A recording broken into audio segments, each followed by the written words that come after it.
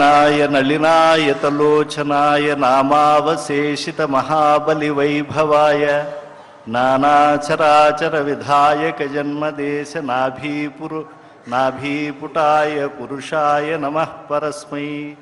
శ్రీ వెంకటాచలాధీశం శ్రియాధ్యాసితవక్షసం శ్రితచేతనమందారం శ్రీనివాసమహం భజే.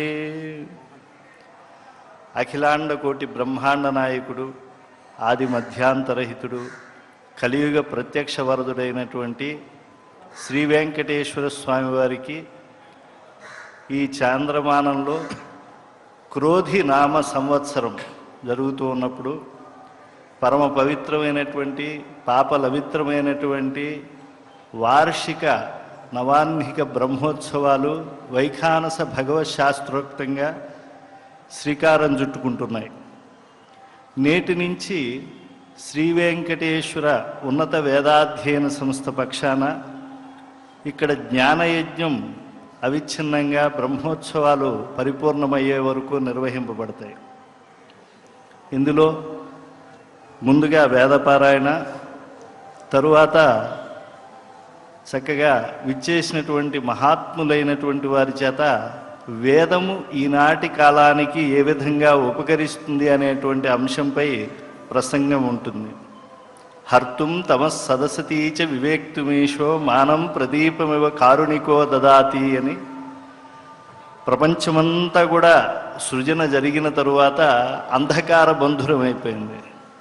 జీవకోట్లకు ఏది సత్ ఏది అసత్ అనేటువంటి జ్ఞానము కలగటం కోసం మానాఖ్యం దీపం అస్త్రాక్షి పరమాత్మ చాలా దయాసింధు అయినటువంటి శ్రీమన్నారాయణుడు దేదీప్యమానమైనటువంటి జ్ఞాన రాశినిచ్చాడు. ఈ వేద రాశి ద్వారా ధర్మములు ఆచరించవలసినటువంటివి అన్నిటినీ కూడా బుద్ధిమంతులు తెలుసుకుంటూ ఉన్నారు. అటువంటి వేదోక్తమైనటువంటి సందేశం సామాన్య జనులకు అందించడం కోసం ఉద్దిష్టమైనటువంటిది ఈ శ్రీనివాస వేద విద్వత్ సదస్సు.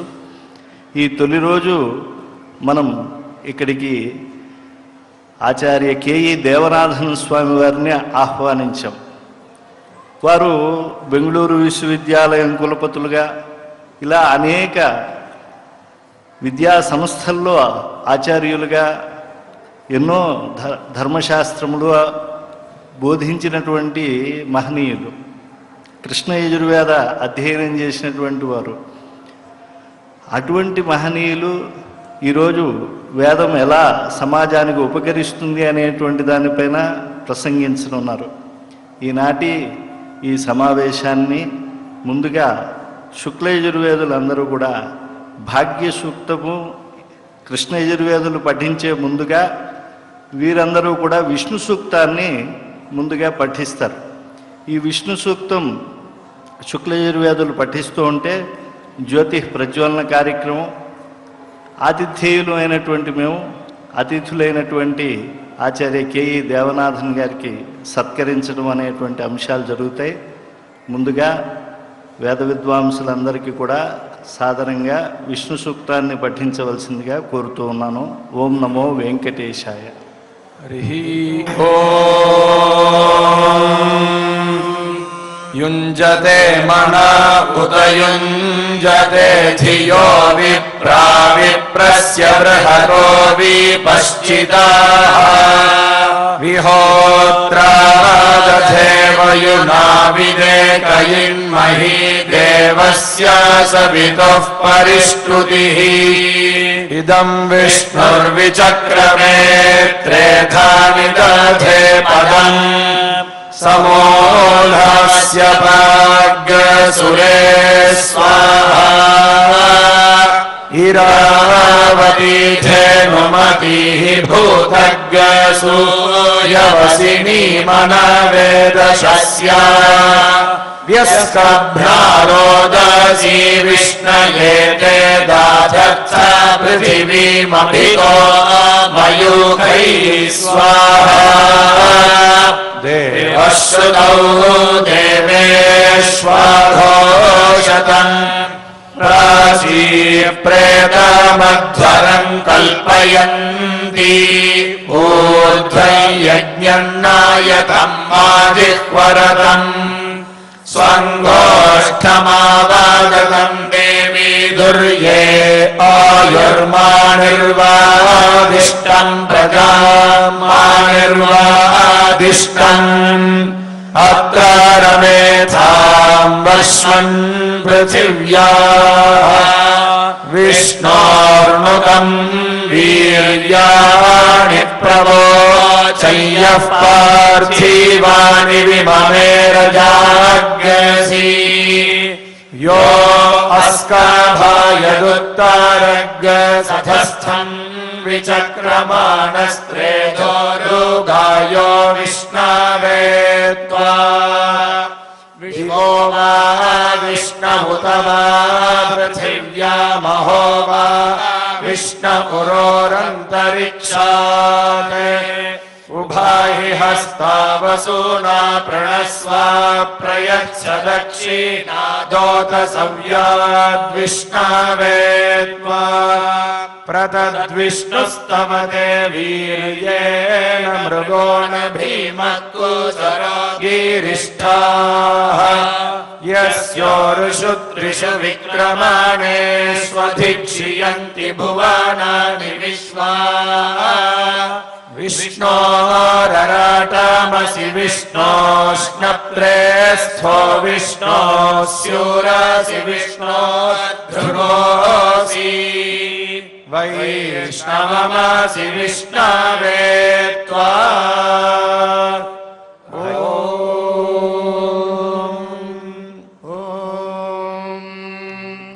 प्रातरग्निं प्रातरिन्द्रगुं हवामहे प्रातर्मित्रावरुणा प्रातरश्विना प्रातर्भगं भूषणं ब्रह्मणस्पतिं प्रातः सोममुतरुद्रगुं हुवेमं भगमुग्रगुं हुवेम वयं पुत्रमदितेर्यो विधत्ता आद्रश्चिद्यं मन्यमानस्तुरश्चिद्राजाचिद्यं भगं भक्षीत्याह भगप्रणेदर्भगसत्यनाथो भगेमान्धियमुदवदन्नः भगप्रणो जनयगोभिरश्वैर्भगप्रणुभिर्नृवन्तस्यामा उतेदानीं भगवन्तस्यामोदप्रवित्व उत मध्ये अह्नाम् उतोदितामघवन् सूर्यस्य वयं देवानागुं सुमतौ स्यामा भग एव भगवागुम् अस्तु देवास्तेन वयं भगवन्तस्यामा तन्त्वा भग सर्वैज्यो हविविषणो भगपुरजेता भवेह समध्वरायोषसो नमन्तदधिक्रावे वसुतये पदाय अर्वाचीनं वसुमिदं भगन्नो रथविवाश्वावादिन आवहन्तु अश्वावतीर्गोमतीर्नवुषासो वीरवतीः सदमुच्छन्तु भद्राः घृतं दुहाना विश्वतः प्रवीणा यूयं पात स्वस्तिभिः सदा नः వేదో నిత్యమధీయతాం తదుదితం కర్మస్తు అనుష్ఠీయతాం అని చెప్పి ఆచార్యులు మనకు ప్రబోధించి ఉన్నారు. అంటే వేదమును నిత్యము అధ్యయనం చేయటమే కాదు, వేదము చెప్పినటువంటి ఆచారములన్నిటినీ కూడా మనం అనుసరించి వాటిని ధర్మశాస్త్రములతో సమీక్షించుకుంటూ ఉండవలసినటువంటి అవసరం ఎంతైనా ఉన్నది. అపౌరుషహీనమైనటువంటి వేదములు అవి ఒక కాలానికో ఒక ప్రాంతానికో ఒక వర్గానికో ఒక సమాజానికో పరిమితమైనటువంటిది కాదు. వేదభారతి విశ్వములో ఉండేటువంటి సమస్తమైనటువంటి చేతనాచేతనముల యొక్క స్వరూప స్వభావములను కూడా తెలియజేసేటువంటివి. ఎంతో తత్వము మహత్వము ఉండేటువంటి వైదిక విజ్ఞానము ఆధునిక సమాజానికి దూరం అవుతోంది. అంటే ఎప్పటిదో ఈ వేదరాశి అనూచానంగా మహర్షుల ద్వారా ఒక మౌఖిక విద్యగా వచ్చింది ఇది. అందువల్ల ఇది కేవలం భగవత్ స్తుతులతో నిండి ఉంటుంది, లేదా యజ్ఞాధికములు భగవంతుడిని పూజ చేసేటువంటి వాటితో ఇది నిండి ఉంటుంది. అంతేకాకుండా ఏదో కాస్త లౌకికమైనటువంటి విషయాల ప్రస్తావన కూడా ఉండి ఉండవచ్చు అని కాదు. సమస్త ధర్మములు ఇందులో ఉన్నాయి, సమస్త ఆచారములు వేదములో ఉన్నాయి. అన్ని కాలాలకు తగినటువంటి ఉపదేశములే కాకుండా ఆచరణాత్మకమైనటువంటి సందేశాలు కూడా ఉన్నాయి. కనుక వేదము యొక్క ఆచరణ, వేద ధర్మము యొక్క ఆచరణ సమసమాజంలో ఎలా చెయ్యాలి అనేటువంటి దానికి ఈ 9 రోజుల పాటు విశేషంగా నిర్వహిస్తోంది. ఈరోజు ఈ వేదములో ఉండేటువంటి విజ్ఞానమును ప్రధానంగా ఆచార్య కేఈ దేవనాథన్ స్వామి వారు మనకు ప్రబోధిస్తూ ఉన్నారు. వారికి వెంకటేశ్వర ఉన్నత వేదాధ్యయన సంస్థ పక్షాన స్వాగతంగా స్వాగతం పలుకుతూ ఉన్నాను. వారు ఇప్పుడు ప్రసంగిస్తారు.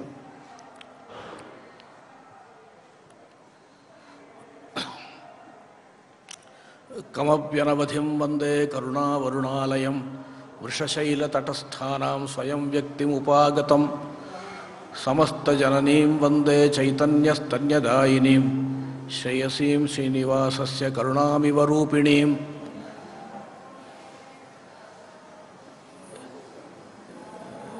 ఆయుర్వేదిక్ స్టడీస్ ద్వారా శ్రీ వెంకటేశ్వర స్వామి యొక్క బ్రహ్మోత్సవంలో, వార్షిక బ్రహ్మోత్సవంలో వేద విజ్ఞాన విద్వత్ సదస్సు జరుగుతుంది. ఈ సందర్భంలో వేదములో ఉన్న విజ్ఞానం ఎలాగ ఉంది అని దాని గురించి కొంచెం మనం ఇక్కడ విచారిస్తాము. వేదం అంటే అపౌరుషయ వాంగ్మయం. వేదములో లేని విషయం ఏమీ లేదు, మన అందరికీ ఇది తెలుసు. కానీ వేదములో అన్ని విషయాలు ఉంటే మనం నిరూపణం చేయాలి కదా.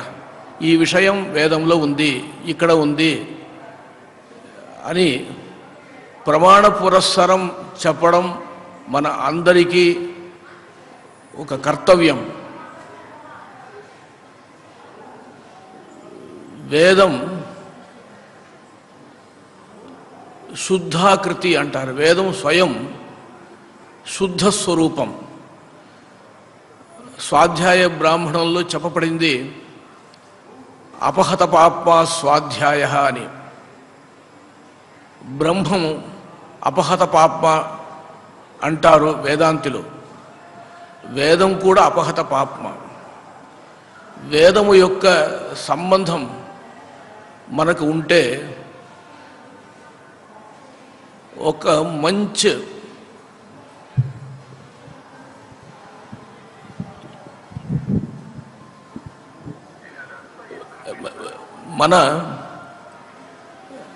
మన దగ్గర మంచి మిత్రులు ఉన్నారనుకోండి, ఆ మాదిరి వేదం మనకి సహాయం చేస్తుంది. వేదం దేవతలను కూడా శుద్ధీకరణ చేస్తుంది. దేవ పవిత్రం అని వేదం చెప్తుంది. స్వాధ్యాయ బ్రాహ్మణంలో అందరికీ ప్రసిద్ధమైన విషయమే అగ్నిం వై జాతం పాపాజగ్రాహ అని. ఈ అగ్ని మన అందరికీ సహాయం చేస్తుంది. కానీ మనం చేస్తున్న పాపాలు మొత్తం అగ్నికి పోతున్నాయి. అగ్ని పాపిష్టమైపోయింది. ఈ అగ్నికి ఈ పాపం పోవాలంటే ఏం చేయాలి అంటే ఆహుతి ద్వారా పాపాలు పోతాయి. ఆహుతిలో ఆ పాపాలు వచ్చినాయి. యజ్ఞంతో దానికి నివారణ దొరికింది. యజ్ఞంలో ఆ పాపం వచ్చేసింది. బ్రాహ్మణుల దగ్గర వెళ్ళింది, దక్షిణలో వెళ్ళింది. దక్షిణ ఎవరు తీసుకుంటున్నారు? బ్రాహ్మణులు తీసుకుంటున్నారు. వాళ్ళకి పాపం వచ్చింది. ఆ పాపం ఛందస్సులు పోయింది. ఛందస్సు ద్వారా నివారణం అయింది అని అర్థం. ఈ ఛందస్సు అంటే గాయత్రి ప్రభృతి ఛందస్సు. ఇప్పుడు ఛందస్సులు పాపాలు ఉన్నాయి. ఆ పాపాలు ఎలాగపోతాయి అంటే వెళ్ళిపోతాయి అంటే దానికి వేదమే శరణం. సరే, వేదంలో పాపం ప్రవేశిస్తే అది ఎలా పోతుంది అంటే అపహత పాపమా స్వాధ్యాయ. వేదం స్వయం పాపరహితం. దాంట్లో ఏ పాపం కూడా వేదముని ముట్టుకోవడం కుదరదు అని వేదానికి ఒక పెద్ద గౌరవం ఉంది. ఈ వేదముని అపౌరుషేయం అన్నారు పెద్దవారు. అపౌరుషేయం అంటే ఎవరు సృష్టించలేదు వేదముని. మనం కాళిదాసుడు, మహాకవి కాళిదాసుడు రఘువంశం రాసించారు, శాకుంతలం రాసించారు. ఈ మాదిరి ఉన్నది. మహాభారతం కూడా వ్యాస సృష్టమే. కానీ అనాది నిధన అవిచ్ఛిన్న సంప్రదాయ అనాఘ్రాత దోషగంధం అంటారు వేదముని. వేదానికి ఆది లేదు, అంతం లేదు, దోషం ఏమీ లేదు. దోషం లేదు అంటే ఏమి అంటే ఒక వక్త వాక్య నిర్మాణం చేస్తే వక్త దగ్గర ఏదైనా దోషం ఉంటే ఆ దోషం దాంట్లో సంక్రమిస్తాయి. ఆ దోషాలు అక్కడ సంక్రమిస్తాయి. ఎలాగంటే ఇతనికి ఆప్తత్వం లేదు, వంచన ఉంటుంది, అజ్ఞానం ఉంటుంది, అది మొత్తం వాక్యంలో సంక్రమిస్తుంది. కానీ వేదానికి సృష్ట లేదు, వేదం అపురుషేయం. కాబట్టి వేదం చాలా శుద్ధం, అత్యంతం విశ్వసనీయం అని పెద్దవాళ్ళు చెప్పారు. ఈ వేదములో మనం ఈ కాలం ఏమనుకుంటున్నాము? వేదాధ్యయనం చేస్తే మనకి ఏదైనా జీవిక వస్తుంది, జీవనం వస్తుంది మరి కొంతమంది అనుకుంటారు. సామాన్యత అనూచార క్రమంలో ఎలాగ వేదాధ్యయనం చేశారు? వేదాధ్యయనం చెయ్యాలి అని చేశారు. ఆద్యే త్వధ్యయనేనైవ కాచిదస్తి ఫలశ్రుతి అన్నారు. వేదాధ్యయనం చెయ్యాలి. తండ్రి గారు పిల్లలకి వేదాధ్యయనం దీనికి ఏమి ప్రయోజనం ఉంది, ఈరోజు ఏదైనా ఫలం ఉందా? ఇట్లా ఏమి లేదు. ఆద్యేతు అధ్యయనేనైవ కాచిదస్తి ఫలశ్రుతి. ఏమీ ఫలం లేదు, ఫలం చెప్పబడలేదు. కానీ ధారణే జపయజ్ఞేచ యాసాప్యేవం నివారిత అన్నారు. ధారణాధ్యయనం అంటే బ్రహ్మయజ్ఞం. ఇప్పుడు నేను చెప్పాను కదా, ఇప్పుడు అపహత పాప స్వాధ్యాయ, ఇది బ్రహ్మయజ్ఞ ప్రకరణంలో ఆ స్వాధ్యాయ బ్రాహ్మణంలోనే ఉంది, పక్కన ఉంది. బ్రహ్మయజ్ఞేన యక్ష్యమాణ అనువాకమే ఉంది అక్కడ. ఇప్పుడు మనం కూడా చెప్తున్నాము కదా, ప్రసిద్ధమైన వాక్యం ఒకటి ఉంది, నమో వాచే నమో వాచస్పతే అని చెప్తున్నా. దీనికి పరిధానీయ అని పేరు. పరిధానీయాంత్రిణన్వాహ అని 3 సార్లు చెప్పాలి. ఎలాగ వస్త్రంతో పరిధానం చేసుకుంటున్నామో అలాగే ఈ బ్రహ్మయజ్ఞానికి ఇది పరిధానం అవుతుంది, వస్త్ర ఆచ్ఛాదనం అవుతుంది. ఇప్పుడు ప్రస్తుతం ఈ వేదాన్ని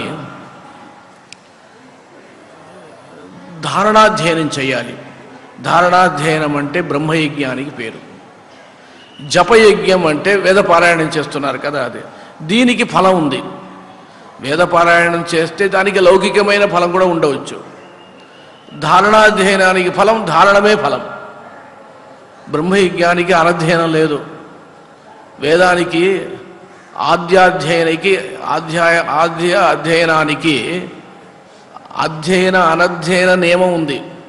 బ్రహ్మయజ్ఞానికి లేదు. ఇది ఇంత గొప్ప వేదాధ్యయనం. అది మాత్రం కాదు, సైన్స్ గురించి మనం చెప్పాలి కదా. వేదంలో వేద శబ్దేభ్య ఏవాదో దేవాదీనాం చకార సహా అని పురాణం చెప్తుంది. మొత్తం సృష్టి వేదంతోనే జరిగింది. ఇప్పుడు సృష్టి అంటే ఏమి? భగవంతుడు ఈ వస్తువుని సృష్టించాలి అని సంకల్పం చేసుకొని సృష్టిస్తారు. ఎలాగ చేస్తారు? సృష్టించాలంటే దానికి ఏదో సపోర్ట్ కావాలి కదా. విశ్వామిత్ర అని పదం ఉంది, ఈ పదం ఉంది. విశ్వామిత్ర అని ఆకారం అని ఆయన మనసులో ఆలోచిస్తారు, విశ్వామిత్రుని సృష్టిస్తారు. వశిష్ఠ మహర్షిని సృష్టిస్తారు. ఇదే సృష్టి క్రమం. వేద శబ్దేభ్య ఏవాదౌ దేవాదీనాం చకార సహా. దేవ అంటే ఇంద్రాది దేవతలకు కూడా అలాగే సృష్టి జరిగింది అని. ఇదే ఒక పెద్ద సైన్స్. పదజ్ఞానం ఉండాలి. ఆకృతి అంటే వాళ్ళకు ఒక ఆకారం ఉంటుంది కదా, ఆకారాన్ని మనం మనసులో పెట్టుకోవాలి, తర్వాత సృష్టించాలి. లోకములో మనం చూస్తున్నాము కదా, ఒక వ్యక్తి ఒక వస్త్రముని సృష్టిస్తాడు అంటే ఎలా చేశాడు? మన మనసులో వస్త్రముని తీసుకుంటాడు, తర్వాత సృష్టిస్తాడు. మనసులో అది వస్త్ర ఆకృతి లేకపోతే ఎలాగ సృష్టిస్తాడు? వినాయకం ప్రకుర్వాణ రచయామాస వానరం అన్నారు. ఆ మరి అవుతుంది. ఆకృతి జ్ఞానం మనసులో ఉండాలి. ఇదే ఒక పెద్ద సైన్స్. వేదం అందరికీ మంగళముని ఆశాస్తిస్తుంది.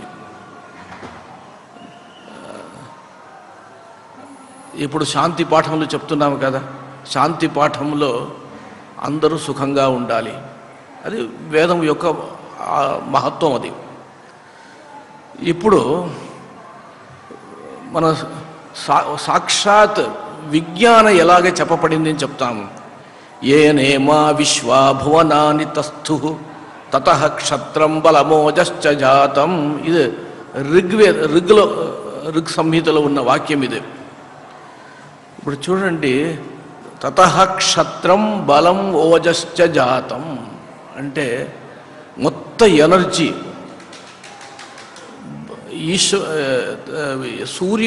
సూర్య భగవంతుడి నుంచి వచ్చింది. ఇది సూర్య విషయకమైన వాక్యం ఇది. ఇప్పుడు సైన్స్లో అదే మనం చెప్తున్నాము కదా, ఎనర్జీ శక్తి, సోలార్ ఎనర్జీ కూడా చెప్తున్నాము ఈ కాలంలో. అది అపరిమితమైన శక్తి సూర్య భగవంతుడి దగ్గర ఉంది. ఏనేమా విశ్వా భువనాని తస్థు.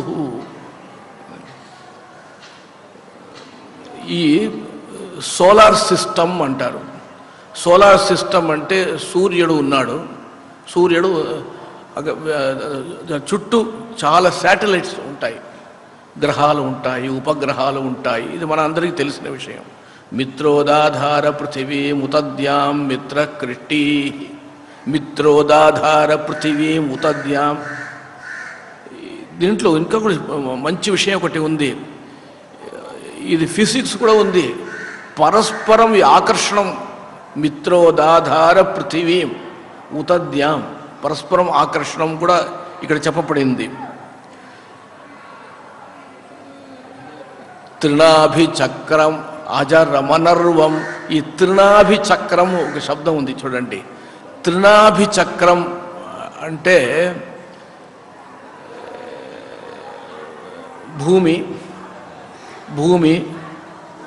భూమికి ఉపగ్రహం చంద్రుడు, సూర్యుడు. వీడు ఒకే లైన్లో ఉండాలి. ఒకే లైన్లో ఉంటే ఏమవుతుంది? భూఛాయ వస్తుంది. ఒకే లైన్లో ఉండదు. కానీ త్రినాభిచక్రం అది రివాల్వ్ అవుతుంది అంటారు ఇంగ్లీష్లో. అది తిరిగి వస్తాయి. 3 త్రినాభిచక్రం అజరం అనర్వం అని. ఈ విషయముని ఈ విషయం ఋగ్వేదంలో చెప్పబడింది.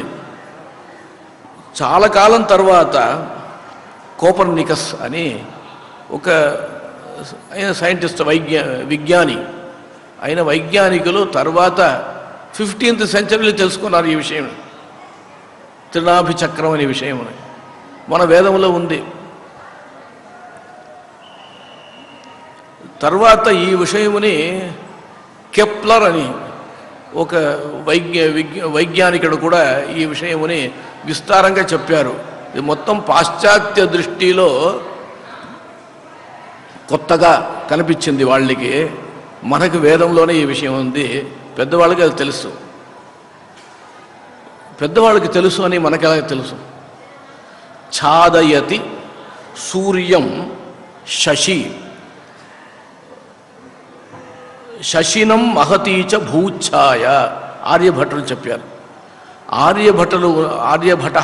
ఆర్యభట ఆయన ఉన్నది ఎప్పుడో 5వ సంవత్సరం BC.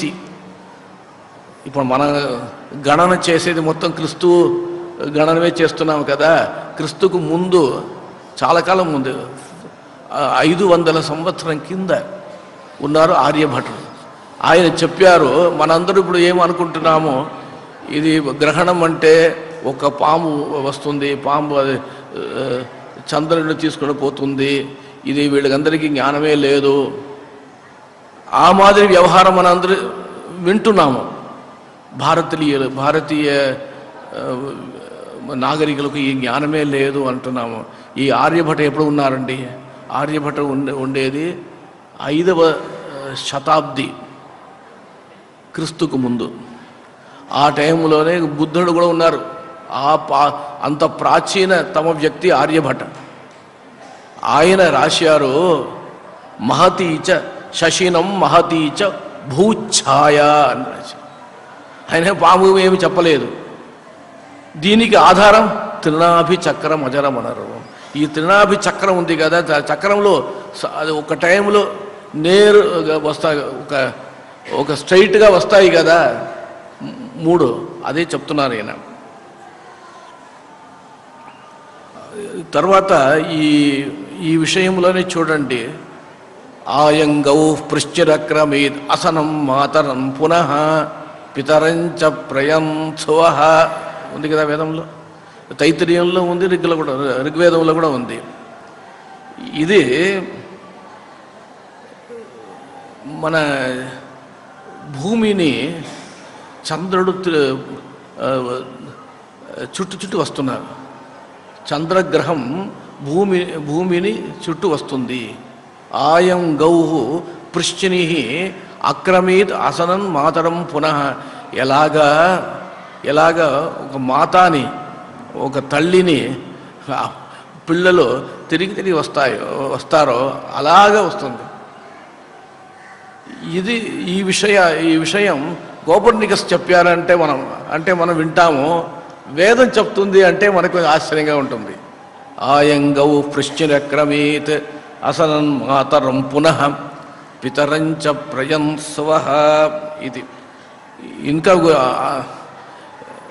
ఇప్పుడు ఈ పాశ్చాత్య సంస్కారవంతులు ఉన్నారు కదా, వాళ్ళకి చాలా పేర్లు చెప్తారు.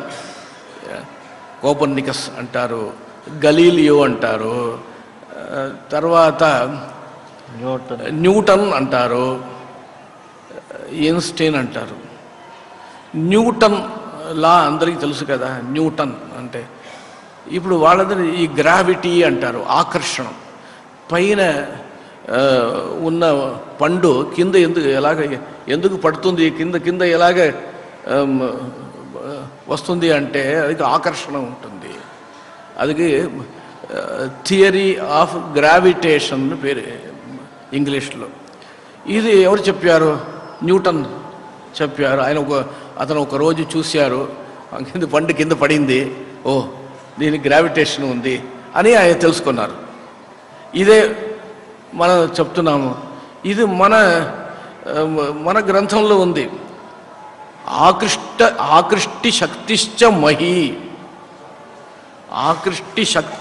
మహి తయాయత్ అని ఇది సిద్ధాంత శిరోమణి చెప్పబడింది. ఎందుకంటే మన జ్యోతిష శాస్త్రం మొత్తం లాజికల్ ఉంటుంది, యుక్తియుక్తంగానే ఉంటుంది. నేను ఏమి కథలు ఏమి లేవు ఇక్కడ. ఇలాగ చూడండి, సృష్టిని చెప్పాము కదా, సృష్టి చూడండి. తస్మాద్వా ఏతస్మాద్ ఆత్మన ఆకాశ సంభూత ఆకాశాద్వాయు వాయోరగ్ని అగ్నేరాప ఆద్భ్య పృథివీ పృథివ్యా ఓషధయ అని ఉంది. స్వరం కొంచెం విధంగా ఉంది, పృథివ్యా ఓషధయ అని చెప్పాలి. ఇప్పుడు ఇది సృష్టి క్రమం. వేదాంత శాస్త్రములో ఈ వాక్యముని పెట్టుకొని పెద్ద పెద్ద విచారాలు చేస్తున్నారు పెద్దవారు. ఇప్పుడు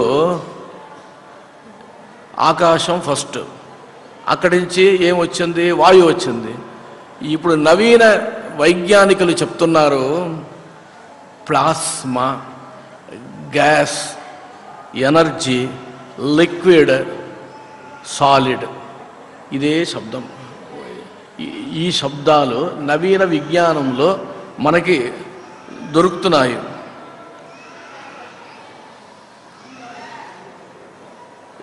ఇది ఫిజిక్స్. వైశేషిక దర్శనం అని ఉంది. వైశేషిక దర్శనం, ఆస్తిక దర్శనం.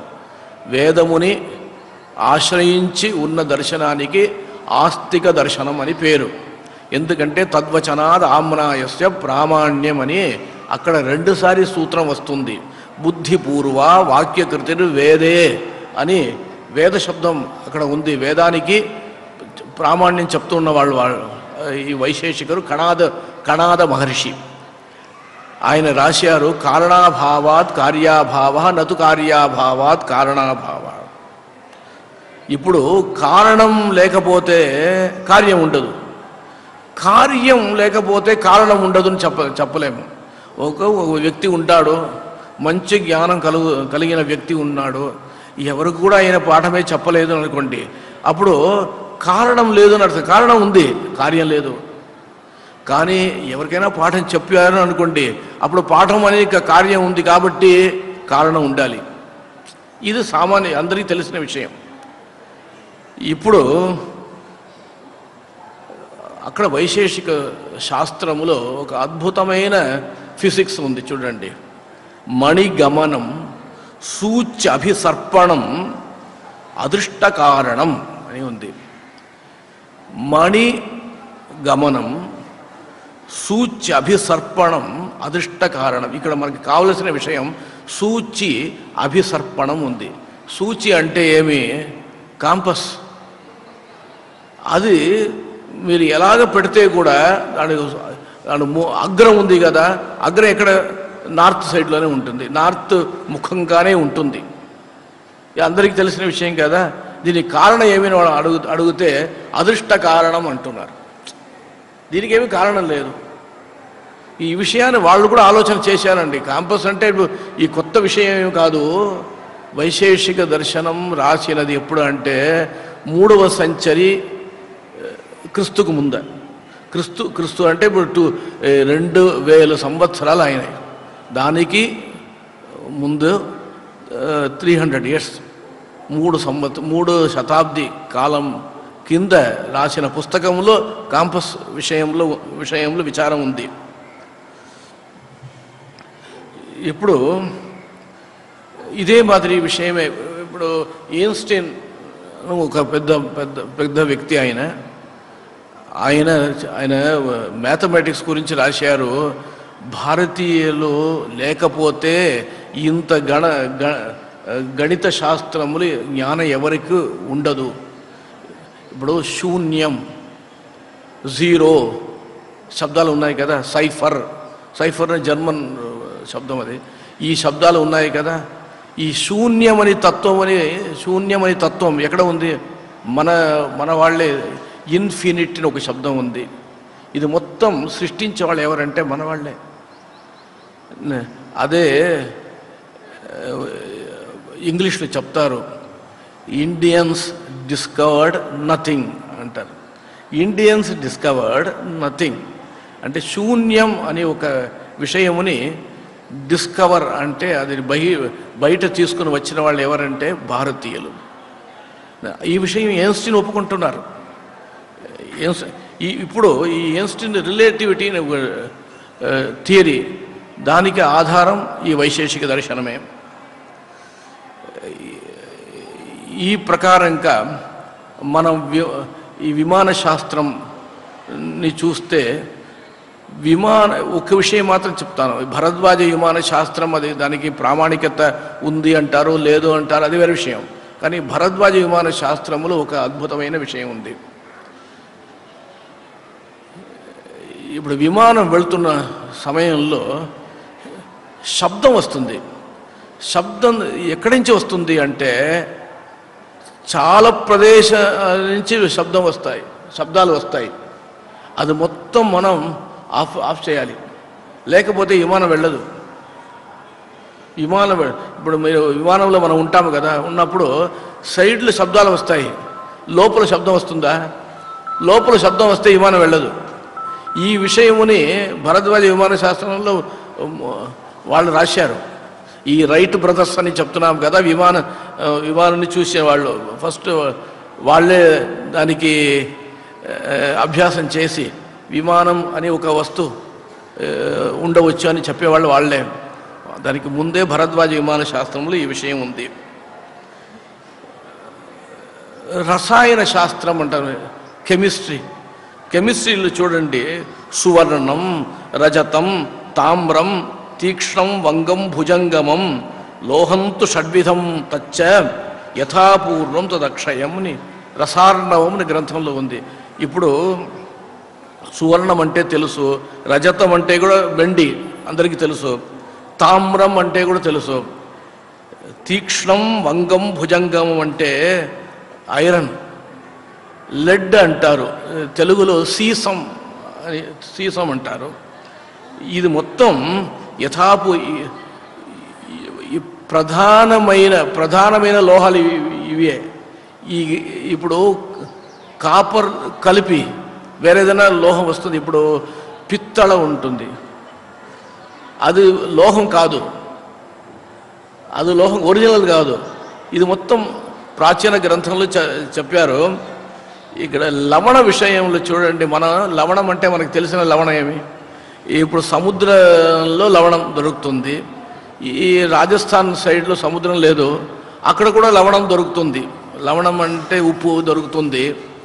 కానీ 6 విధమైన లవణం చెప్పారు. సౌవర్చలం, రోమకం. ఈ సౌవర్చలం అంటే ఏమి? Potassium nitrate. అది సృష్టి చేయడం ఎలాగంటే ఈ ప్రకారంలో దానికి సృష్టి ఉండదు. ఇది మొత్తం మన వాళ్ళు రసార్ణవ సముచ్చయం గ్రంథంలో రాశారు, పాత గ్రంథంలో. ఇంకా ఒక స్వారస్యమైన విషయం ఒకటి ఉంది. ఈ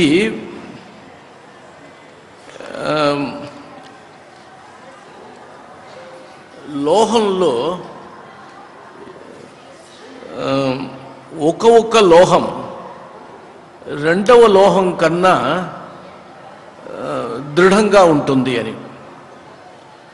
సువర్ణం చాలా దృఢంగా ఉంటుంది, దానికన్నా రజతం కన్నా సువర్ణం దృఢంగా ఉంటుంది. ఈ మాదిరి విషయం కూడా శ్లోక రూపంగా వాళ్ళు రాశారు. కానీ ఇది మొత్తం వేదంలో లేదు. అర్వాచీన గ్రంథంలో రసార్ణవ సముచ్చయంలో గ్రంథం ఉంది. వాళ్ళకి వేదంలో ఏదైనా వేదములో మూలం దొరుకుతుందో ఏమో, మనకి దొరకలేదు. ఇప్పుడు చూడండి, మనకి ఇప్పుడు ఈ డెసర్ట్ ఎక్కడ నీళ్ళు లేవో అక్కడ మన నీళ్ళు ఒక పాత్రలో నీళ్లు పెడితే అందరికీ ఉపకారంగా ఉంటుంది. ఇప్పుడు మనం కూడా ఇప్పుడు ఈ వేసవి కాలంలో అక్కడక్కడ పాత్రలో నీళ్లు పెడతారు కదా, ఇది పెద్ద ఉపకారం. ఈ వేదములో దానికి ప్రపా ధన్వన్ ఇవ ప్రపా అసి తొమగ్నై యక్షవే ధన్వన్ ఇవ ప్రపా అసి ధన్వన్ వ్యోమన్ ధన్వని ఈ మరు ప్రదేశంలో నువ్వు ప్రపాలాగా ఉన్నావు. ప్రపా అంటే జలస్థానం. దీని నుంచి ఈ మాదిరి ఒక కార్యం మనం చేయాలి అని మనం ఊహించాలి. తస్మాత్ శ్రేయాగం సంపాపీయాన్ పశ్చాదన్వేతి. అదేమి మన అదేదో ధర్మశాస్త్రం అక్కడ ధర్మశాస్త్రం ఏమీ చెప్పలే, అది అర్థవాద వాక్యం. అశ్వం పూర్వం నయంతి అని ఉంది. అక్కడ ఇది ధర్మశాస్త్రం ఏమీ లేదు. కానీ పెద్దవాళ్ళు ఏం చేశారు, ఇక్కడి నుంచి ఒక ధర్మశాస్త్రం తీసుకుని వచ్చారు. అనుగమనం శుశ్రూష. గురువు వెళ్తే వెనకాల వెళ్ళాలి, ముందు వెళ్ళకూడదు. కొంతమంది అట్లా కూడా చేస్తారు, గురువు ఉంటే ముందు కూర్చుంటారు. అనుగమనం శుశ్రూష అని వేదం, ఇది ధర్మశాస్త్రం. ఇది అనుగమనం శుశ్రూష అని గౌతమ ధర్మసూత్రంలో ఉన్నది. ఈ మాదిరి వీళ్ళు రసార్ణవ సముచ్చయమో రసార్ణవ గ్రంథము అక్కడ ఉన్న విషయానికి మూలభూతమైన వేదం ఉండవచ్చు, మనకు తెలియదు. కృత్రిమౌ కాంస్య పిత్తళౌ శ్లోకం చూడండి. కృత్రిమౌ కాంస్య పిత్తళౌ అని చివరిలో ముఖ్యమైన విషయం బోధాయన శుల్బ సూత్రంలో అందరికీ తెలిసిన విషయం, అందరూ ఇది ఉదాహరిస్తారు. పైథాగరస్ థీరం అక్కడ ఉన్నది అని. ఇప్పుడు పైథాగరస్ థీరం అని ఒకటి ఉంది. అంటే AC square is equal to AB square plus BC square. ఇదే పైథాగరస్ థీరం. పిథాగరస్ అంటారు, పైథాగరస్ అంటారు. ఎవరో ఒక మహానుభావుడు పాశ్చాత్యుడు, ఆయన ఈ విషయముని ప్రప్రథమంగా చెప్పారు. బోధాయన శుల్బ సూత్రం. శుల్బ సూత్రం అంటే యజ్ఞ చయనం ఉంటుంది కదా, చయనం అంటే మీకు అందరికీ తెలుసు, స్థండిలం. అగ్ని అంటారు. అగ్ని అంటే జ్వలిస్తుంది కదా, దానికి అగ్ని అని వైదిక ప్రయోగంలో పేరు లేదు. అగ్ని అంటే స్థండిలం. ఎక్కడ అగ్ని ఉంటుందో దానికి అగ్ని అని పేరు. అది ఎలాగ చేయాలి, కన్స్ట్రక్షన్ ఎలాగ చేయాలి అని ఈ విషయం అక్కడ చెప్పబడుతుంది. ఎక్కడ? శుల్బ సూత్రాల్లో. దాంట్లో బోధాయన శుల్బ సూత్రంలో ఈ వాక్యం ఉంది. దీర్ఘ చతురస్రస్య అక్ష్ణయ రజ్జు పార్శ్వమాని త్రియగ్మాని యత్ పృథగ్భూతే కురుతః తత్ ఉభయం కరోతి. తత్ ఉభయం కరోతి తేనైనా ప్లస్. ఈ మాదిరి ఈ విషయాలు మొత్తం మ్యాథమెటిక్స్ కూడా శుల్బ సూత్రంలో ఉంది. శుల్బ సూత్రంలో ఉంటే వేదములో అవశ్యం ఉన్నది అని అర్థం. ఎందుకంటే కల్పసూత్రంలో ఒక ప్రభేదం శుల్బ సూత్రం, దానికి సాక్షాత్ వేదాంగత్వం ఉంది. కాబట్టి అన్ని విషయాలు వేదంలోనే ఉంది అని మనం చెప్పడం ఒక విషయం, దానికి ఎవిడెన్స్ ప్రమాణం చూపించడం రెండో విషయం. అది చూపిస్తేనే అందరికీ ఒక గౌరవం వస్తుంది. ట్రయాంగిల్ అని ప్రసిద్ధం, అది కూడా శుల్బ సూత్రంలో ఉంది. త్రిభుజస్య ఫలశరీరం సమదళకోటి భుజార్ధ సంవర్గ అని వాక్యం. ఇది కూడా శుల్బ సూత్రంలో ఉన్నది. ఇది ట్రయాంగిల్ గురించి ఇక్కడ చెప్పబడింది. ఒక్కొక్క విషయం కూడా మనం ఆలోచించి దీనికి వ్యాఖ్యానించి బయట తీసుకుని వస్తే లోకోపకారకంగా అవుతుంది. మన తిరుమల తిరుపతి దేవస్థాన అనుబంధి అయిన వేద విశ్వవిద్యాలయంలో ఈ విషయంలో చాలా పరిశ్రమ చేశారు. ఇప్పుడు జల విషయంలో జల విషయంలో, ఔషధి విషయంలో ఈ పాలు ఉంది కదా, పాలు దీర్ఘకాలం ఎలాగ రక్షింపబడుతుంది. మామూలుగా పాలు అంటే రాత్రి పెడితే పొద్దున అది నష్టమైపోతుంది మనకి ఇంట్లో. ఇది దీర్ఘకాలం పాలు పెడితే మనకు ఉపకారం అవుతుంది. ఇప్పుడు వారు ఫ్రంట్కి వెళ్తున్నారు, ఇప్పుడు కూడా పెద్ద పెద్ద యుద్ధాలు జరుగుతున్నాయి. వాళ్ళకి పాలు తీసుకొని వెళ్తారు. 4 నెలలు 5 నెలలు 6 నెలల వాళ్ళకి పాలు ఇక్కడ దొరకదు కదా. ఆ సమయంలో పాలుని రక్షణ చేయాలి. పాలు కావాలంటే ఇక్కడ ఆవులు ఉంటాయి అక్కడ. దీనికి ప్రక్రియ మొత్తం వేదంలో చెప్పబడింది అంటారు. ఈ మాదిరి చాలా విషయాలు వేదములో ఉన్నాయి. కొన్ని విషయాలు మాత్రం మనం ఇక్కడ చెప్పాము. వేదం వచ్చి చాలా మారల్స్ చెప్తుంది. ఇలా నైతికత ఇలాగ ఉండాలి ఇలాగ ఉండాలని చెప్తుంది. అది అందరికీ మనకి తెలుసు. కానీ దాంతోపాటు ఈ మాదిరి ఒక గుహ్యమైన విజ్ఞానం అక్కడ ఉన్నది అని పెద్ద విషయం. మనం తిరుమల తిరుపతి దేవస్థానంలో ఒక ముందు ఉన్న పెద్ద అధికారి ఎంజి గోపాల్ గారు ఉన్నారు. వారు అప్పుడప్పుడు చెప్తున్నారు, వేదములో ఉన్న విజ్ఞానం మన వీ హ్యావ్ టు అనర్త్ అంటారు. అనర్త్ అని ఒక శబ్దం ఆయన చెప్తారు. అది లోపల ఉన్నది, బయట తీసుకుని మనం రావాలి అని చాలా ప్రయత్నం చేశారు. ఇక్కడ కూడా చేస్తున్నాం. ఇప్పుడు తిరుమల తిరుపతి దేవస్థానంలో ఇప్పుడు ఈ ఓరల్ ట్రెడిషన్ ఉంది. వేదాధ్యయనం చేస్తున్నారు. ఆ స్థలం మొత్తం శుద్ధంగా ఉంటుంది. మనం చెప్పుకుంటున్నాము, దానికి ఏం ప్రమాణం ఉంది అని ఎవరైనా అడిగితే మనకి విశ్వాసం ఉంది. వైదికులు శిష్టులు అందరికీ దాంట్లో విశ్వాసం ఉంది. బయట వాళ్ళు అడిగితే ప్రమాణం చెప్పాలి. తర్వాత కాబట్టి వేదముని మనం రక్షించలేదు, వేదం అందరినీ రక్షిస్తుంది. వేదముని మనం రక్షిస్తే వేదం కాపాడుతుంది అని ఈ భ్రమ ఎవరికి ఉండకూడదు. వేదం వల్ల మన అందరూ రక్షితంగా ఉన్నాము అని పరిస్థితి. చూడండి, వేదములు మారల్ అంటే మాధ్యందినే సవనే దక్షిణానీయంతే, అది అందరికీ ప్రసిద్ధమైన విషయం. మాధ్యందిన సవనంలో దక్షిణాదానం చేయాలి. నెక్స్ట్ ఏముంది? ఏ తత్ఖలు వావత పైత్యాహు యస్వందదాతీతి. ఇప్పుడు దానం చేయాలంటే మన దగ్గర ఉన్నది ఇవ్వాలి. అక్కడ ఎక్కడో ఉన్నది అక్కడ ఎవరికో ఇచ్చేసి వెళ్ళడం దానం కదా. యస్వం దదా ఏతత్ ఖలువా వతపయిస్వ. ఎంతో మారలు, ఎంతో సామర్థ్యం. నహ్యదృష్ట దక్షిణ, దక్షిణ అంటే అది గుర్తు వస్తుంది నాకు. నహ్యదృష్ట దక్షిణ దీయతే. దక్షిణ ఇస్తే 5 రూపాయలు ఇస్తాము, 10 రూపాయలు ఇస్తామంటే కూడా 5 రూపాయలు ఇస్తాము, 10 రూపాయలు ఇస్తే కూడా దక్షిణ ఇవ్వాలంటే ఆయనకి తెలుసుకోవాలి. టేబుల్ కింద డబ్బు పెట్టకూడదు. ధైర్యంగా ట్రాన్స్పరెంట్గా దక్షిణ ఇవ్వాలి. ఇప్పుడు ఈ కాలంలో చెప్తున్నాము కదా, ఎవరు ఉత్కోచం అంటారు, లంసం అంటారు కదా, అది చేయకూడదు అంటాము.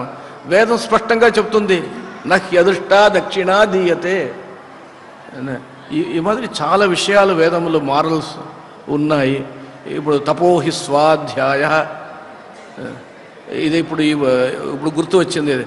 ఇప్పుడు తపోహి స్వాధ్యాయ, ఈ స్వాధ్యాయ బ్రాహ్మణుని చదివితే ఎన్నెన్ని విషయాలు అక్కడ ఉన్నాయి.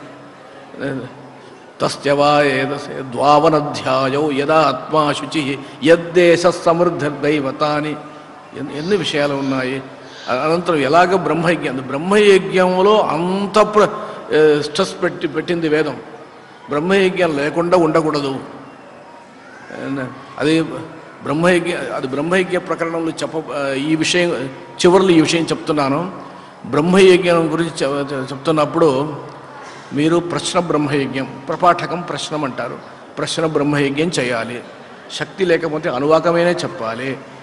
నేను వేదాధ్యయనమే చేయలేదంటే పురుష సూక్తంగా చెప్పాలి. అది కూడా నాకు తెలియదు అంటే గాయత్రి చెప్పాలి.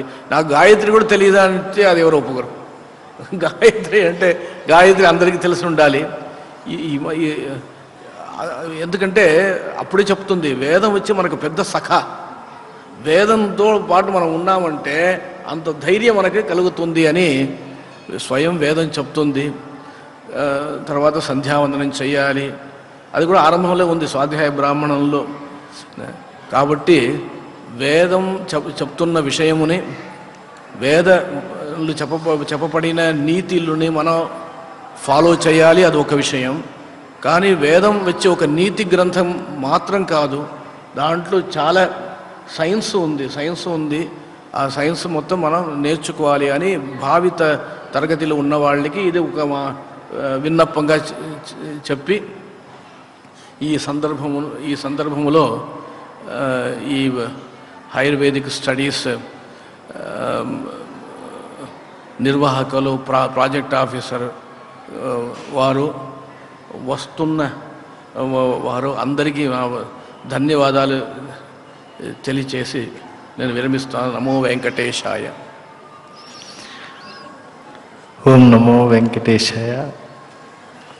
శ్రీమాన్ కె.ఈ. దేవనాథన్ స్వామి వారు ఆశ్చర్యకరంగా కొన్ని అంశాలు చెప్పారు. మామూలుగా వేదంలో ఉండేటువంటి కొన్ని అంశాలను ఉటంకిస్తూ, అంటే వేదము అనంటే కేవలం వేదాంగములు వేదం కాదు, వాటికి అనుసంధానంగా వచ్చినటువంటి సారస్వతం వేదం కాదు అని అనుకోకూడదు. వేదము ద్వారా ప్రభావితమై వచ్చినటువంటి సర్వము కూడా అది ఈశ్వరత్వాన్ని కలిగి ఉంటుంది. కనుక సమగ్రత్వాన్ని కలిగినటువంటి ఆ వైదిక సాహిత్యంలో ఉండేటువంటి విజ్ఞానాన్ని, ఈ విజ్ఞానం కేవలం స్వదేశీయులు అంగీకరించేటువంటిదే కాదు, ఆధునిక కాలంలో పాశ్చాత్యులు కూడా అంగీకరిస్తూ ఉన్నారు అని చెప్పారు. ఒకప్పుడు సూర్యుడిని చూస్తూ ఏ మంత్రములు చెప్తున్నారో, ఏ ఓంకారాది ప్రణవములను ఉచ్చరించారో ఆ శబ్దములు విశ్వంలో అనేక చోట్ల ఇప్పుడు మేము వింటున్నాము అని చెప్పి ఆధునిక తత్వవేత్తలు చెప్తున్నారు. ఓంకారం సూర్యుని ద్వారా వచ్చింది అని చెప్పి నాసా వాళ్ళు ధృవీకరించడం ఎందుకు? ఎప్పుడో అది వైదిక విజ్ఞానం చెప్పినటువంటి అంశమే. అలాగే కౌస్తుభము అనేటువంటి మణిని, కుమ్ అంటే భూమి, స్తుభము అంటే ఆకర్షిస్తుంది.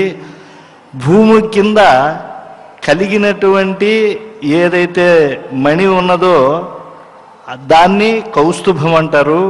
అది పుణ్యమైనటువంటి ఒక అనుగ్రహ శక్తిని, దైవానుగ్రహ శక్తిని స్వీకరింపచేస్తుంది, మనలోకి వచ్చేట్లుగా చేస్తుంది అని చెప్పి ఎప్పుడో చెప్పారు. కౌస్తుభానికి ఆ శక్తిని, కుమ్ అంటే భూమి, స్తుభము ఆకర్షించేది.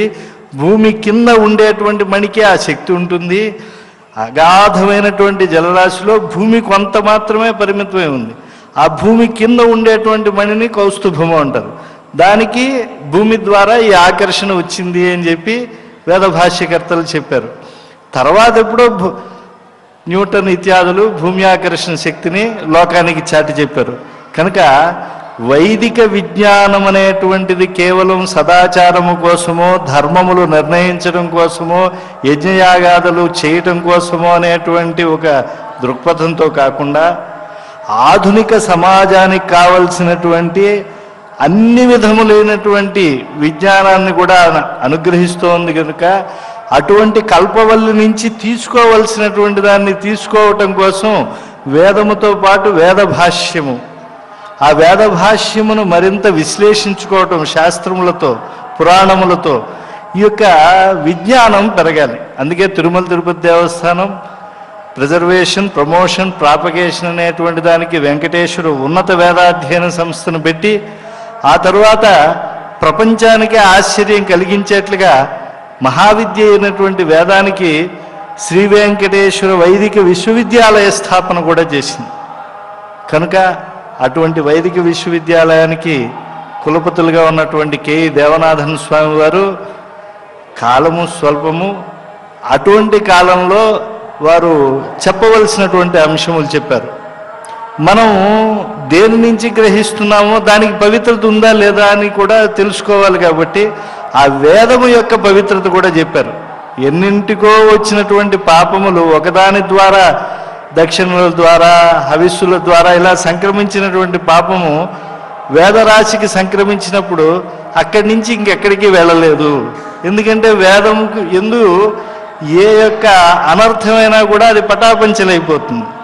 పాపాదులు కానీ, క్షమించరాని దోషాదులు కానీ అన్నింటినీ కూడా ధ్వంసం చేయగలిగినటువంటి మహత్తరమైనటువంటి శక్తి ఒక్క వేదమునకు మాత్రమే ఉన్నది అని చెప్పి సప్రమాణంగా వారు నిరూపించి, ప్రయోజనం అనుద్దిశ్య నమందోపి ప్రవర్తతే అంటారు కనుక ప్రయోజనాన్ని చెప్పారు. ఇక ఈనాటి ప్రథమ సదస్సును శాంతి మంత్రంతో మనం పృథివీ శాంతి, విశ్వమంతా శాంతిగా ఉండాలని బ్రహ్మశాంతితో దాన్ని పరిపూర్ణం చేసుకున్నాం.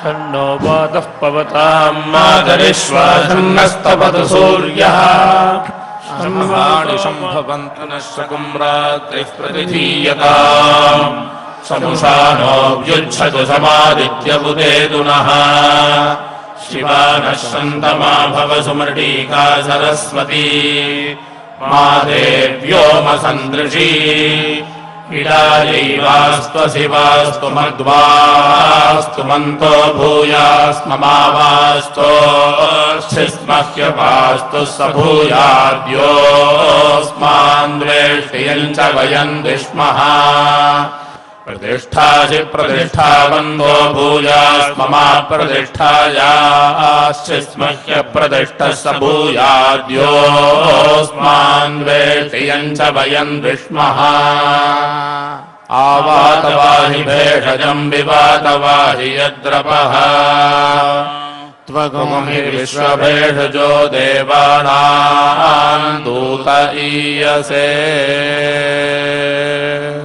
यदतो न ऊनवाप्यायय हरिवो वर्धमानः यदा स्तोत्रभ्यो महि गोत्रारुदासि भूयिष्ठभाजो अधरे स्याम ब्रह्म प्रावादिष्म तन्नो मासीत् ॐ शान्ति शान्ति शान्तिः हरिः ॐ